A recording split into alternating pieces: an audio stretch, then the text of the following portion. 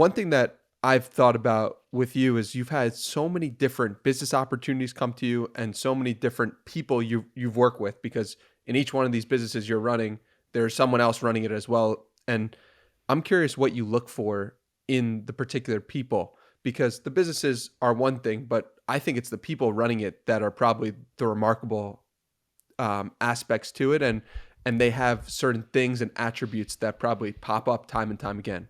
What makes for a remarkable person to work with? Yeah, again, you want to find somebody who has dealt with stress. Like you can't find somebody in a bubble who's lived an easy life and never had anything go wrong and expect them to run a company, because it's totally different. Things always go wrong. You look at the most successful companies of all time, the wealthiest entrepreneurs of all time, they've all been through hell. You read through Elon Musk's biography and about, the the fact that he put all of his net worth from PayPal into an electric car company and a rocket ship company, and they teetered on the edge of bankruptcy for years, and he was making decisions with 20, 30,000 employees on the line of how he could save these companies. It's no different. It's just a smaller scale. So I'm looking for people who can A, struggle with grace, and and B is delegate, because running a company the right way, you have to tell other people what to do, and you cannot be in the weeds all the time, being everything for everybody, or you're going to be a terrible leader. And so that's what I'm looking for when I'm partnering with somebody to grow a business. And what do most people get wrong about delegation? First of all, it's uncomfortable, and it's also a relative stress.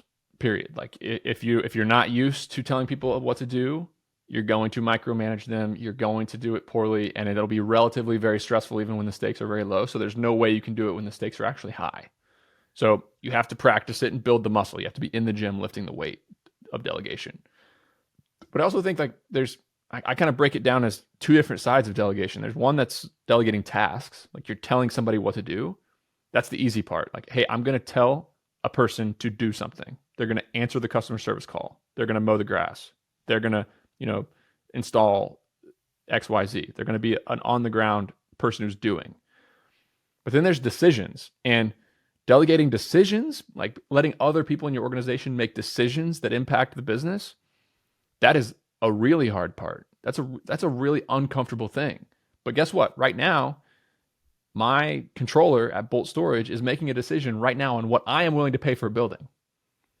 Like they're underwriting self-storage, trying to figure out how much it's worth, and they are making the call of what Nick is going to pay for a building.